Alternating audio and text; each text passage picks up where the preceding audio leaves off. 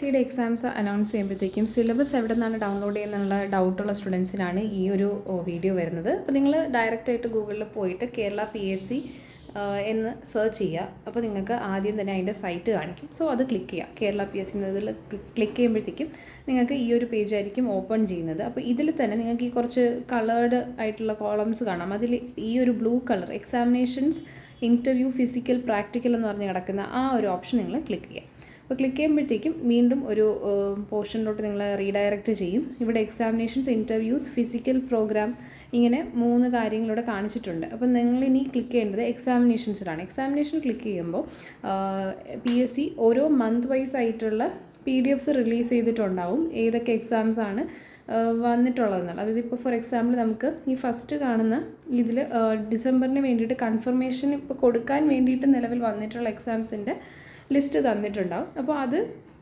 കൺഫർമേഷന് ശേഷം ആകുന്നത് നിങ്ങൾക്ക് പിന്നീട് അവർ അപ്ലോഡ് ചെയ്യും. അപ്പോൾ നമുക്കിപ്പോൾ കൺഫർമേഷൻ വന്നിട്ടുള്ള ഈ ഒരു PDF ക്ലിക്ക് ചെയ്താൽ നമുക്ക് എന്ത് ചെയ്യാൻ പറ്റും, ആ കറസ്പോണ്ടിങ് ആയിട്ടുള്ള എക്സാംസ് കാണാൻ പറ്റും. ആൻഡ് ഓൾസോ ഏത് എക്സാമാണോ നിങ്ങൾക്ക് നോക്കേണ്ടത് അതിൻ്റെ ഏറ്റവും ലാസ്റ്റ് എൻഡിലായിട്ട് ഇവിടെ സിലബസ് എന്നുള്ളത് ക്ലിക്ക് ചെയ്തിട്ടുണ്ടാവും. അപ്പോൾ കഴിഞ്ഞ ക്ലാസ്സസിലിപ്പം അസിസ്റ്റൻറ്റ് എഞ്ചിനീയർ സിവിൽ നമുക്കിവിടെ direct recruitment Kerala state housing ബോർഡിൻ്റെതാണ് വേണമെന്നുള്ളതെങ്കിൽ അത് നമുക്ക് സൈഡിലോട്ട് സ്ക്രോൾ ചെയ്തിട്ട് ഈ സിലബസ് എന്നുള്ള ഓപ്ഷൻ എന്ത് ചെയ്താൽ മതി, ടിക്ക് ചെയ്യാം. അവിടെ ക്ലിക്ക് ചെയ്യുമ്പോഴത്തേക്കും നിങ്ങൾക്ക് എന്ത് ചെയ്യും, ഈ PDF ഓപ്പൺ ആവുക. അപ്പോൾ നിങ്ങൾക്ക് ഇത് വേണമെങ്കിൽ ഡൗൺലോഡ് ചെയ്തെടുക്കാം, സ്ക്രീൻഷോട്ട് എടുത്ത് യൂസ് ചെയ്യാം. സോ ഇങ്ങനെയാണ് നമ്മൾ PSCയുടെ സൈറ്റിൽ നിന്ന് അതായത് സിലബസുകൾ നമുക്ക് കിട്ടും. അപ്പോൾ അപ്ഡേറ്റഡ് സിലബസ് എപ്പോഴും കൺഫർമേഷൻ വരുമ്പോൾ അതിൻ്റെ കൂടെ ആയിരിക്കും വരുന്നത്.